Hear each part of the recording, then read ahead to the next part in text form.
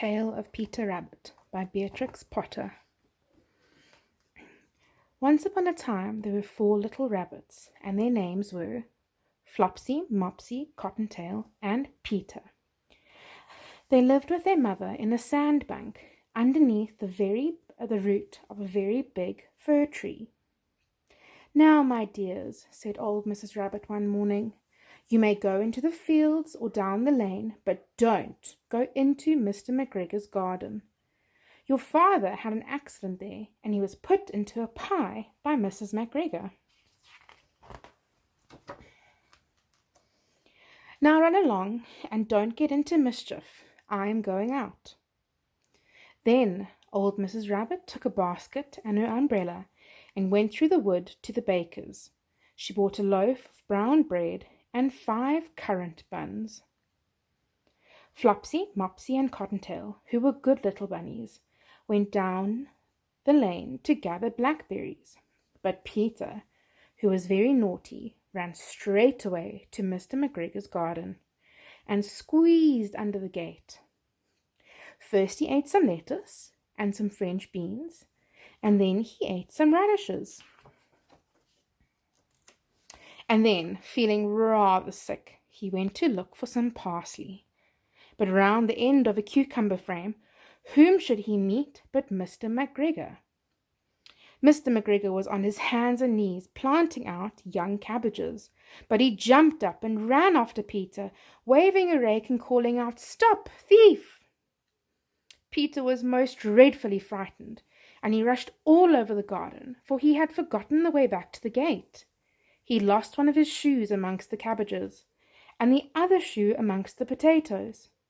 After losing them, he ran on 4 legs and went faster, so that I think he might have got away altogether, if he had not unfortunately run into a gooseberry net, and got caught by the large buttons on his jacket. It was a blue jacket with brass buttons, quite new.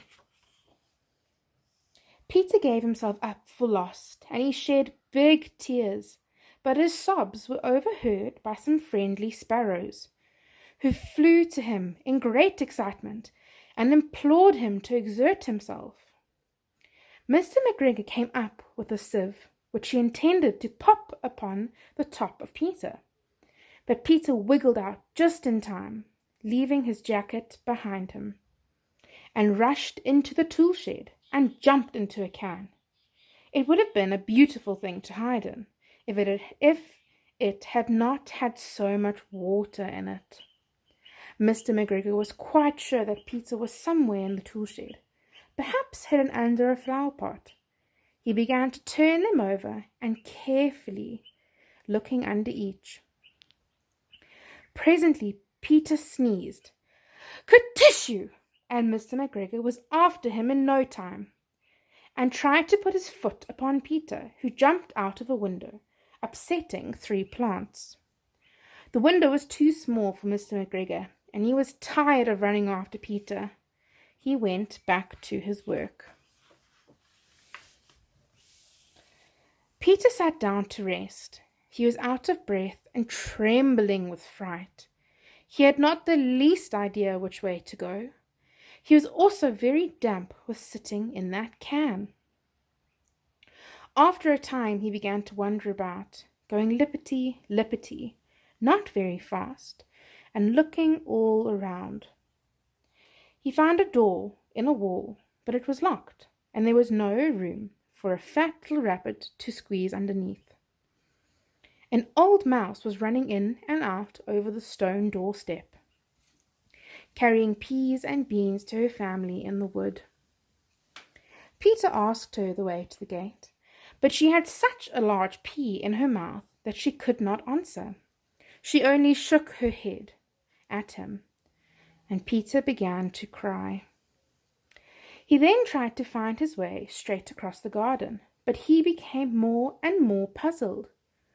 Presently he came to a pond where Mr. McGregor filled his water cans. A white cat was staring at some goldfish.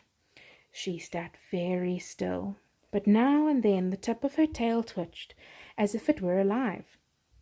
Peter thought it was best to go away without speaking to her. He had heard about cats from his cousin, little Benjamin Bunny. He went back towards the tool shed, but suddenly, quite close to him, he heard a noise of a hoe. Scritch, scratch, scratch, scritch. Peter scuttered underneath the bushes. But presently, as nothing happened, he came out and climbed upon a wheelbarrow and peeped over. The first thing he saw was Mr. McGregor hoeing his onions. His back was turned to Peter, and beyond him was the gate. Peter got down very quietly off the wheelbarrow and started running as fast as he could go, along a straight walk behind some black currant bushes.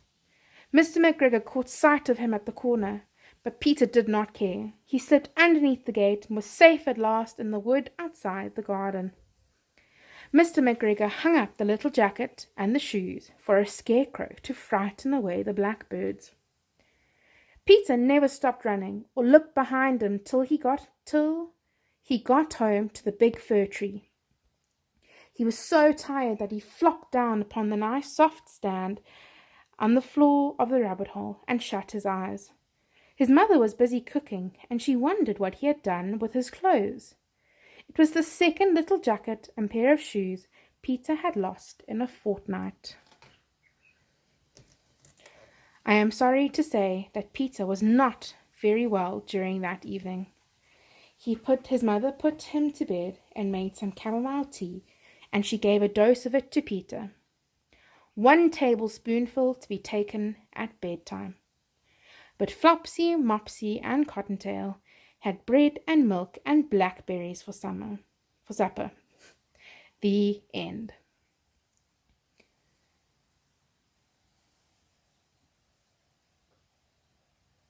What were the names of the 4 little rabbits? Where did Peter hide in the garden?